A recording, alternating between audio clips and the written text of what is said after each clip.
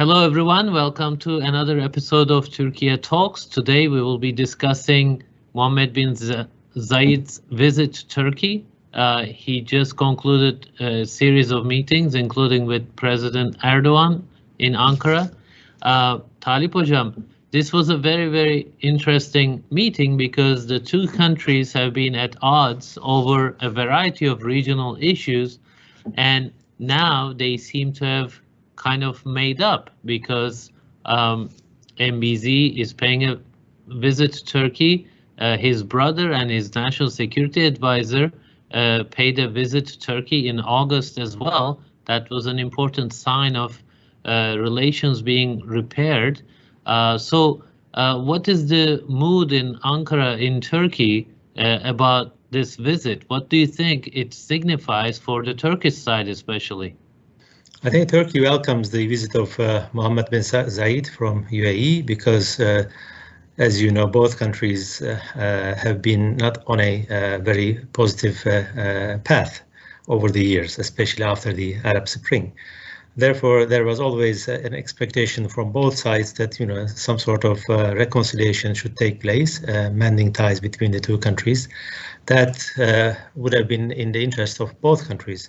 Therefore, now in Turkey, that visit is welcome, but also there is a cautious optimism. I mean, when you look at the items on the agenda, there are some, I think, promising developments as far as the economic relations are concerned. I think this is the soft, maybe, aspect of the relationship, but I think there are also remaining challenges that both countries should overcome over the coming years. But in any case, I think this is seen as a positive development, as a manifestation of the good intention by both countries.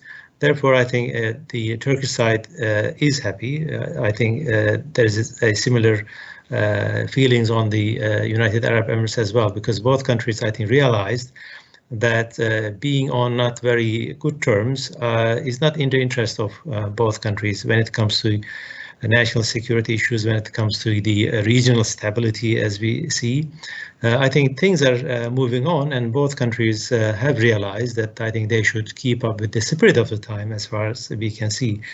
But I think before we talk about this recent visit and its implication, maybe we should also look at the background of these relationships, because since 2002, when the current government came to power, the Turkish relationship with North Africa, with the Gulf countries and with the Middle Eastern countries were very limited, in fact, because of ideological reasons, because of Turkey's anchor in the Western, let's say, hemisphere, especially in Europe and elsewhere. But what happened since 2002 under the AK Party governments, we have seen that Turkey has really opened its doors and windows to the Middle Eastern countries, including Gulf. And we have seen, not only top-level relationship, which have improved considerably, but also we have seen expansion of the trade and expansion of cooperation in the area of security, trade, and education and cultural relations as well. So that has gone on until the Arab Springs, until the rise of Arab people on the streets. And what we have known that Turkey has lifted visa with a number of countries, including Syria. Now Turkey has been having a lot of problems with Lebanon, with Jordan. So you could see that there was a lot of initiatives by the Turkish government to improve relations with countries with which Turkey had, cultural relationships and historical ties as well. But as you know, Arab Spring has changed regional dynamics in the Middle East and in the Gulf region, in North Africa as well, because that was some sort of social and political movement which were looking for a transition to democracy in the region. At least that's how we know it. And of course, Turkey has, by its nature, by principle, I would say, supported the social movements started in Tunisia. There are some reasons for that, because Turkey had actually struggled to improve democracy in the country, to establish a balance between civil and military forces. Therefore, wherever there was a demand for democracy or a sort of movement which would establish democratic regimes, not through bloodshed, not through military power or military coup, Turkey has supported it with the good intention that democracy, human rights should be respected in the countries, because what we have seen in Egypt, Libya, and elsewhere, one-man rule for 30, 40 years, and people were really fed up when they look at the political representation as well as the wealth and welfare of the country's economic development, poverty, accountability, lack of transparency. I think everybody acknowledges that when we look at the past. Of course, that led to regime changes. It started in Tunisia, then it led to Libya, and move on to other countries. I think in that context, what we have seen that the first divergence between Turkey and the Gulf countries started exactly at this point, because Turkey supported the transition in Egypt, for example, whereas Saudi Arabia, Qatar, not Qatar, but Bahrain, Kuwait, and to a large extent the United Arab Emirates, Turkey was not on the same page with those countries. Those countries wanted to see the, I think, continuation of the status quo. And when there was a military coup in Egypt in 2013, when Morsi, which came to power by election, by the election that is recognized by the international community, Turkey reacted quite strongly, actually, because, as I said, since the beginning, Turkey wanted to see some sort of democratization in those countries, gradual democratization, but as I said, based on popular will, based on transparent and accountable elections. That has happened, I think. When you look at the Egyptian elections, I mean, nobody disputed the elections at the time. I mean, people went to the polls, they voted, and the Morsi came to power. Whether Morsi improved the country's status or not, that's a, I think, different thing. But what we have seen that there was a military coup right after his coming to power. That has created, I think, a momentum which has led to a lot of differences between Turkey and the Gulf countries. Talip Hocam, perhaps we should even try to make that point crystal clear. Like you mentioned, Turkey sided with these people power movements in these formerly authoritarian and repressive regimes starting from Egypt to Syria. But, and then one of the emerging powers on the ground was, was seen as the Muslim Brotherhood and its affiliates in various countries. And from the Turkish perspective, maybe we should clarify that, right? That was okay because, all these forces that were repressed for a long time, they couldn't be represented in the political systems were coming out, and it was legitimate for them to participate in the political system, just like the other other groups, political groups in these countries.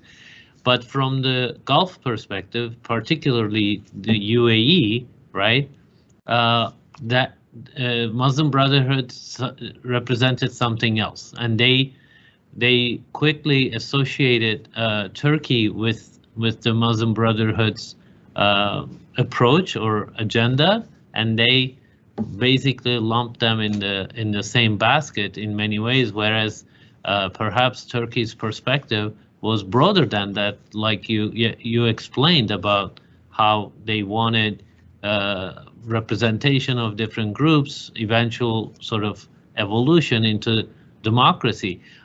What can we say about the Gulf's perspective? Because many regimes fell, like you mentioned, authoritarian regimes were deeply unsettled, and but the royalties actually, none of them underwent a transformation like the authoritarian regimes did. So given that, right, and the UAE and Saudi and others started somewhat of a sort of counter-revolutionary, movement in the region, and they supported coups in Egypt. How do you think that really played out? And that was the initial start of conflict, let's say, between Turkey and UAE in particular, at the regional level. And that perspective by the UAE, how did it play out in the coming years in the region? We've seen it in over several other crises in the region. I think when we look at the UAE, especially after the Arab Spring, I think UAE became much more assertive in terms of foreign policy, as you have just, I think, alluded to.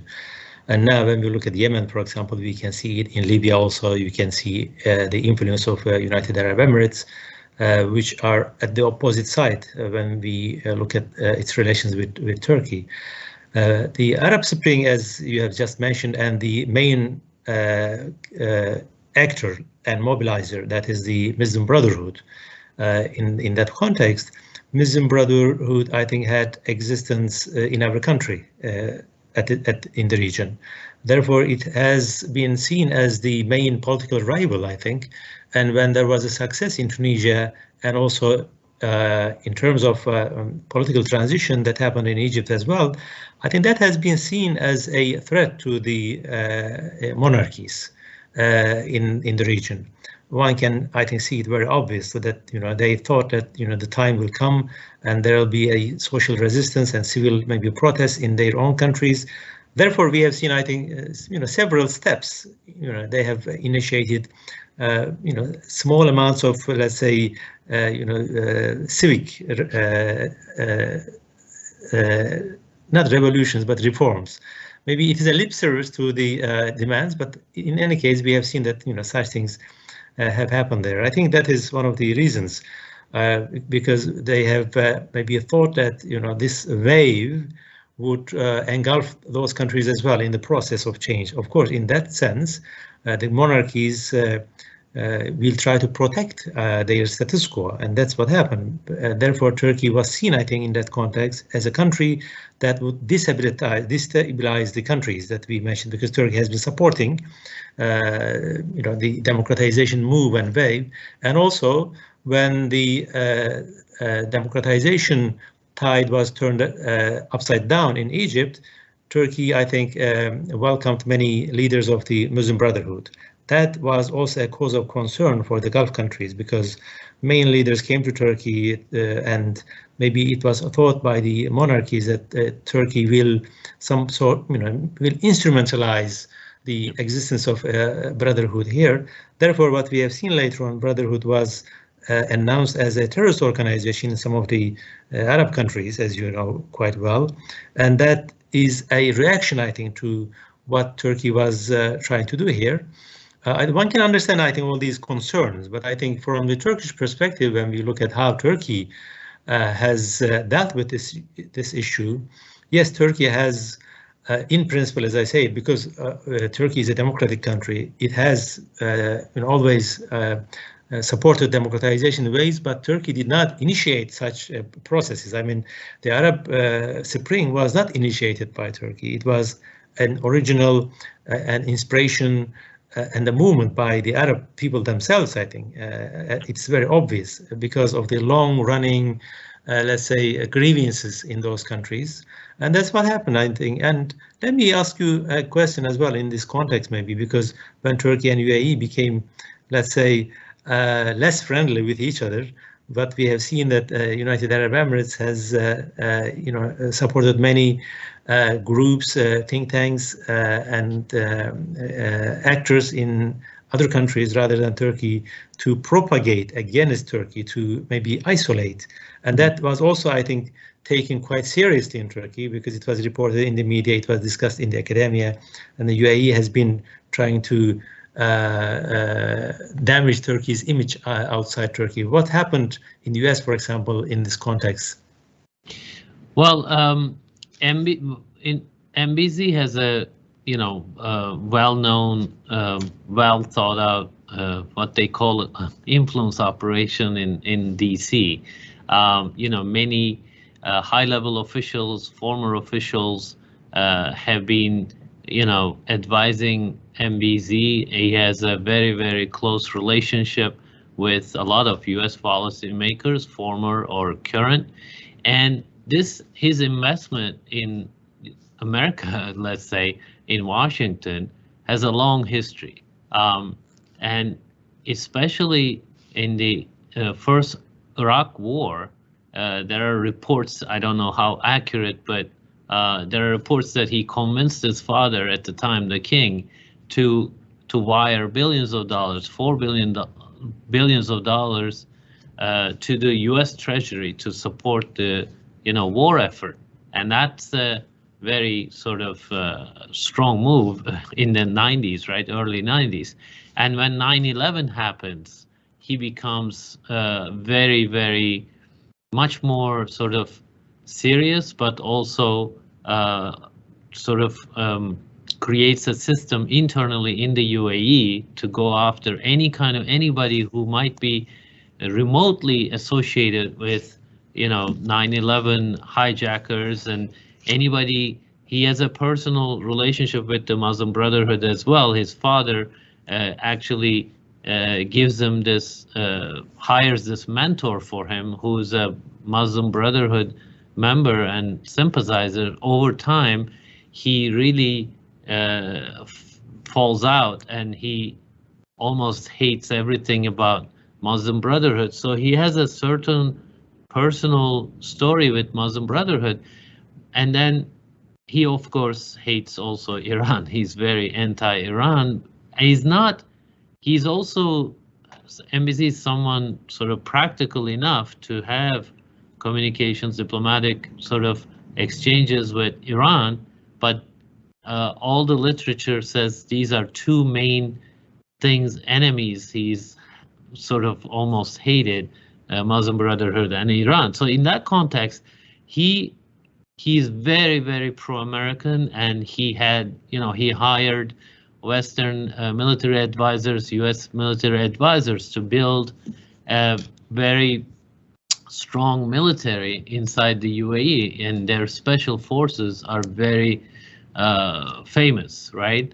Even former defense Secretary of Defense James Mattis, he described them as little Sparta, and so MBZ has a lot of influence, quiet influence in Washington, D.C. He's reached out to many policymakers. He's supported some of the controversial American policies even very strongly. So he has a lot of goodwill in this town, and he's used that influence at times. We don't know if directly he ordered something like that, but when we see institutions, close to the UAE, sort of go after Turkey and publish analyses that try to tarnish Turkey's reputation, then we can see the connections there. But let's be fair and say that, for instance, when Turkey shut down the Russian, plane, we've seen a lot of commentary soon afterwards coming out of Russia or pro-Russian outlets about how Turkey was supporting ISIS and all stuff like that. So this is kind of part of the game, I guess. Many countries hold certain cards in their hands to use against each other in terms of public perception. But the DC, UAE's influence in Washington, DC is very famous, and they spend a lot of money here. MBZ is particularly obsessed almost with American military products. He was able to acquire advanced technologies, advanced weapons systems from the U.S. Thanks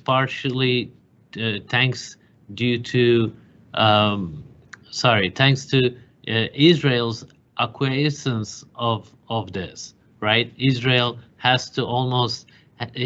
traditionally has a veto power almost over foreign military sales because of this law called,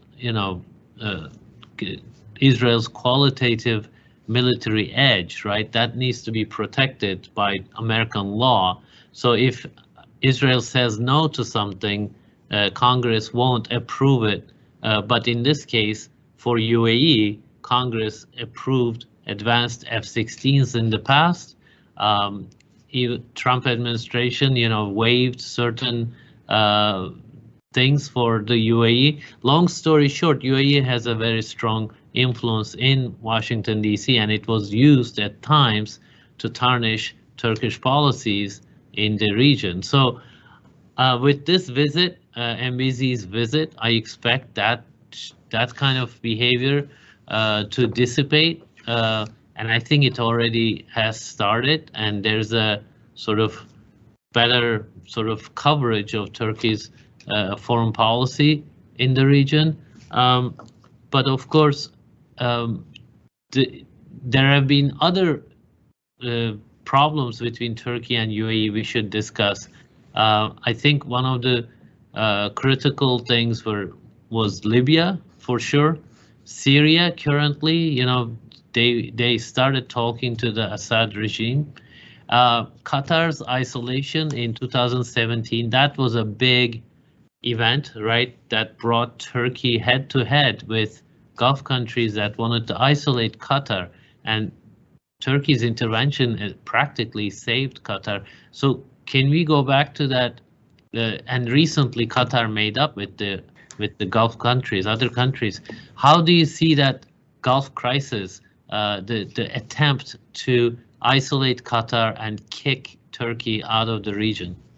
I think the Qatar crisis, or the Gulf crisis, I would say, played a major role in an attempt by the Gulf countries to isolate Turkey. That's for sure, because Turkey was maybe one of the very rare countries that sided Qatar, and also the Turkish parliament passed a law, an agreement with defense agreement with Qatar, and some Turkish soldiers, the military now is stationed in Qatar. That is, of course, not welcome. That was not welcome by the UAE and Saudi Arabia and other Gulf countries, and that was a very strong issue. And you would remember that when there was some sort of negotiation between UAE, Saudi Arabia and Qatar in order to reach some sort of reconciliation, one of the conditions was that Turkey should withdraw all its presence, military presence from Qatar, but Qatar did say no to this demand, and Turkey did not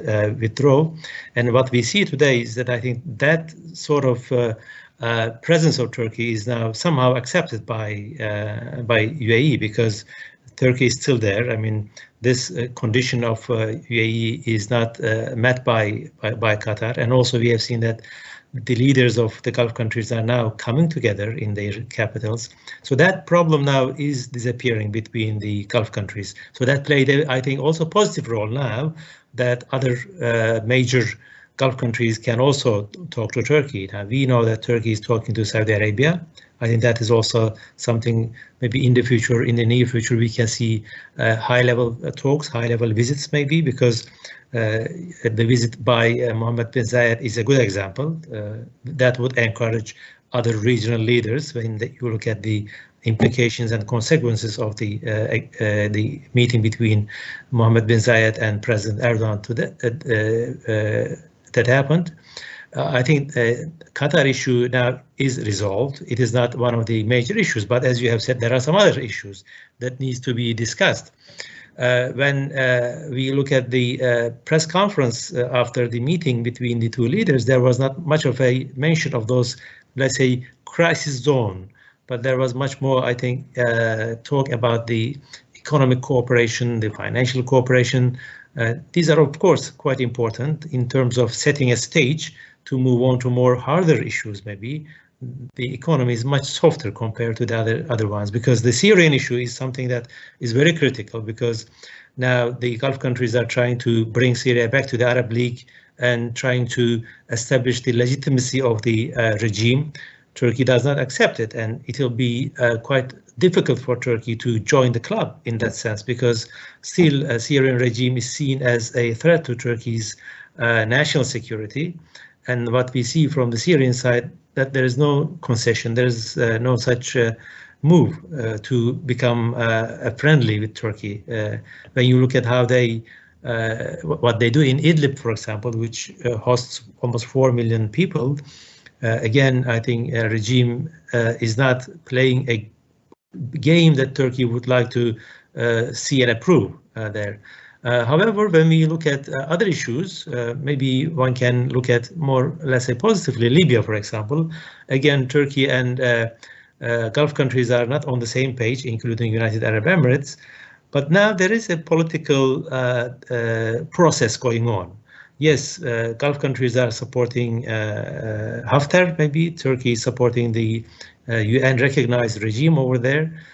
If that political process continues and reaches to a point, then I think the Gulf countries and Turkey can also, come together. At least the gap will be bridged on this issue as well. But there are some other issues like Eastern Mediterranean. Maybe you would like to comment on that. Maybe its relations with Israel, Greece, etc. Before I do want to come to Libya and Eastern Mediterranean as well. But you mentioned Saudi Arabia. As you know, because of the Khashoggi affair, Mohammed bin Salman, who's considered to be almost like a protege of MBZ, Muhammad bin Zayid, and we've seen one significant divergence between the two of them in Yemen, right? They were both Saudi Arabia and UAE were involved in Yemen. There was a lot of, and it became a mess, and there was a lot of criticism by the US side, and UAE quietly kind of steered away from that conflict. It extricated itself in many ways. So besides that, we see them closely aligned, MBZ and MBS. But MBS, we can imagine that he's probably still quite bitter about Turkey because Turkey wouldn't let go of the Khashoggi affair because, we've discussed the details of that incident in the past. So an MBS is not perhaps is very, very powerful inside Saudi Arabia, but he's not the de facto leader like MBZ, as much as MBZ is, perhaps. He's been there much longer and he's in full control of all the government institutions. MBS, a little less so, let's say. And Turkey reached out to the king, MBS's father, since the Khashoggi affair many times. So how do you see that Turkey-Saudi angle evolving, especially now that MBZ is visiting Turkey and is openly establishing strong economic relations, and then perhaps that could lead to regional understandings like you mentioned in Libya and elsewhere? Right, I think Turkey and Saudi Arabia and UAE as well. They are all members of the this Union of Islamic Countries, OIC, Organization of Islamic Cooperation.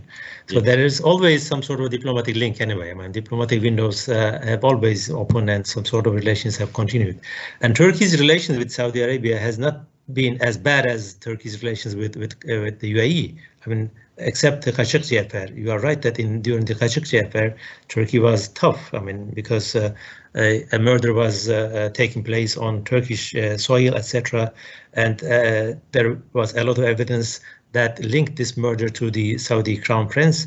And I think the whole world knew that. Therefore, I think when you look at it from this perspective, Mohammed bin Salman was not happy about that. But also, as you have just mentioned, President Erdogan has a close relationship with his father, King. And therefore, I think that there is a different angle in Turkey's relations with Saudi Arabia. There has been, yes, positive and the negative developments, but also there was a window of diplomatic, talks which has taken place. Therefore, I think there is a lot of potential now that Turkey can move further with Saudi Arabia. As you have said, when Mohammed bin Zayed came and as I said, I mean, there are remaining issues that we will talk about it. Maybe you will come to that as well. Yeah. But I think that's a good opening. That's a good start. And when you start with the economic relations, financial ties, security arrangements in the region, and also the regional stability initiatives, I think that is always important. The Syrian issue or the issue in Yemen, I think these are also risks for all other countries in the region. I think therefore there is a strong ground, possibility, a rational ground, I would say, between Turkey and Saudi Arabia that they can maybe move a little bit further. And also, when you look at it from the Turkish, public opinion perspective, Mecca and Medina, I mean, Saudi Arabia is a different country. I mean, there is that special place. I think that can also play maybe a constructive role between the countries. And Saudi Arabia also needs allies. I mean, when you look at Saudi relations with Iran, etc., I think they also need some sort of realignment with countries like Turkey.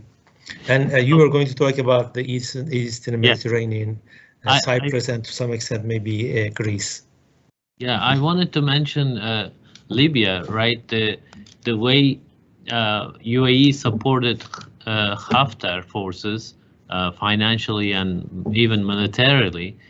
He was marching against Tripoli-based Libyan government, backed by the UN, backed by Turkey, and Turkey helped that government. And the situation is now, first there was a stalemate, right, militarily, and then both sides understood that they couldn't overcome and just declare military victory, and Turkey's intervention brought about that stalemate, which essentially led to the political process of basically establishing unity government, and they're set to go to elections in December. In our past episodes, we've discussed this in detail. So UAE has been in, was supporting other forces in sub-Saharan Africa as well, anti-Turkish forces. But now that the Libya situation is somewhat stable and there's a political process and potentially a unity government being established after the elections in December, we discussed this. It's a very difficult roadmap, but hopefully a renewed civil war can be prevented in Libya. And that has implications for the Eastern Mediterranean, right? In the Eastern Mediterranean, we've seen that there were some moves to create a regional alignment among, right, Greece, Cyprus, well, southern Cyprus, Israel, UAE, and even France at some point.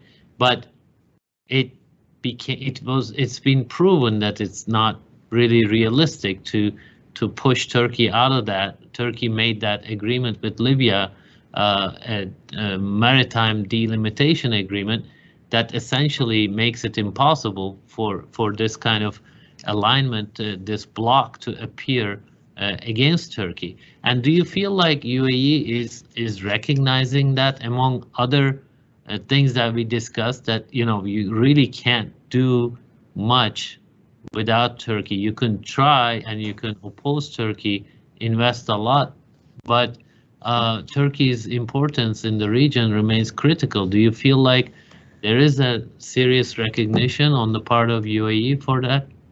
I think there is a recognition on the part of two countries, not only on the part of UAE, but also on the part of Turkey as well. I mean, on the part of Turkey, let me start with it. I think Turkey has realized that, continuation of such sort of, damaged relations with the neighboring countries, with the regional countries, this is not sustainable. I mean, this is not helping Turkish regional status, influence, as well as Turkish economy. Therefore, I think there is some sort of fine-tuning in Turkish foreign policy. I mean, there is that recognition. One can see it, Turkey's relations with Egypt, with Israel, for example. Maybe we can come to that if we have some more time. I think there is a fine-tuning, let's say, process in Turkey, that's for sure. Turkish foreign minister now is visiting different countries and will be visiting UAE, for example. The last, I think, meeting between the foreign ministers that took place in 2016 between foreign minister of Turkey and foreign minister of UAE. You can see that things are now moving into a different direction, more positive direction. That is also, I think, a recognition by the Turkish side. Of course, when you look at it from United Arab Emirates sides, Turkey is the second, biggest NATO power, and it has changed the power balance, as you have said, and saved the government actually, and the regimes in Libya and in Qatar as well. I think, therefore, and also in Syria, without talking to Turkey, you cannot move further. I think that is recognized by United Arab Emirates as well. And as you have said, United Arab Emirates has, I think, overstretched its foreign policy ambitions, and that has weakened its influence, reduced its influence. I think it is recognizing that starting from Yemen, as you have just mentioned, it's becoming more and more, let's say, a country that is mending ties with powers like Turkey. I think that is in the interest of both countries. But in this context, maybe we can end up with this. You can just make a comment on that. There is also a regional change in terms of relations with Israel. For example, all of these Gulf countries now are establishing some sort of relationship with Israel, and Turkey is trying to renewing ties, and also Egypt is there as well. I think. Do you see that this also will play a role for Turkey's re-engagement in the region and re-engagement of all those countries with Turkey? Of course, as we mentioned, as we discussed in Türkiye Talks many times, in the region, from Libya to Syria to Egypt, we shouldn't forget the Egypt angle in Libya as well, right? But to Caucasus, to Syria, Gulf region, Turkey comes up all the time, both strategically, militarily, economically. And because of the pandemic conditions and other reasons, economies are struggling. Many economies, including the Turkish economy, is having some difficulties, difficult times. So in the region, there have been some successes, like you said. Turkey changed the game in Libya. Turkey changed the game in the Qatar crisis, Gulf crisis, and also in the South Caucasus. And it remains very active. It's selling drones to Ukraine and Poland and others. So this is a country you cannot ignore. That's a fact. And from the Turkish perspective, of course, there needs to be diplomacy, multilateral diplomacy and engagement to make these moments of stability long lasting, right? If there's too much back and forth, let's say you supported the Libyan government and then they're secure and then they are going towards elections, how are you going to ensure that after the elections there's not renewed fighting, right? The same thing in Syria. How can we move towards political solution? Because the situation is not sustainable, like you said. In the Caucasus, how can we make sure that the peace that's been there for a year now does not fall apart? So these actors like UAE, they have the financial power to back groups that would be spoilers, and we've seen that in all these conflicts. So it is obviously better for Turkey to engage them, and engaging Israel in the region, of course, is very similar in many ways. Plus, in the U.S. Congress, Israel's position in the region remains a main preoccupation for a lot of policymakers. When they look at regional issues, when they look at their dealings with Turkey, one of the first questions they ask, how about Israel? What happens to Israel? So, and as I mentioned, that's by law, but also by the fact that Israel has a very strong, has a lot of influence in this town. So I think Turkey's outreach to UAE, Israel, Egypt, makes sure that there is no block being created against Turkey in Eastern Mediterranean. I did mention it's unrealistic anyway, but you know, those efforts after a while, if you don't address them, could take their own course. So in many ways, we are starting this. We titled this session with you as a regional realignment question mark. It is yet to see what kind of a realignment it's going to be, but I think Turkey is trying to make sure that there are no camps in the region. Of course, two things we didn't discuss, we have very little time, is Iran, right? The US might be getting a nuclear deal with Iran sometime soon. There's already some talk about attacking Iran, and UAE is very, very deeply concerned about Iran, and that's been the case for many, many years. I think there's always that angle for UAE, and they are recognizing that Trump is not there anymore. They can't. Trump won't simply, you know, adopt what they would like to happen. So they are also readjusting their foreign policy in the region. That's how it feels like to me. Perhaps the final question to you, maybe the toughest question to you. We don't have time for that, Kadir. I'm sorry, but we run out of time. Maybe some other time we can discuss the remaining issues, I would say, because it's been quite a long this time. So we had enough of discussion. Okay, sorry for just interrupting you, but we have to say goodbye to our audience. Okay, take care of yourself. And let's close today's session with this, and then we'll discuss my question next time. Hopefully. Okay, take care of yourself. Bye-bye.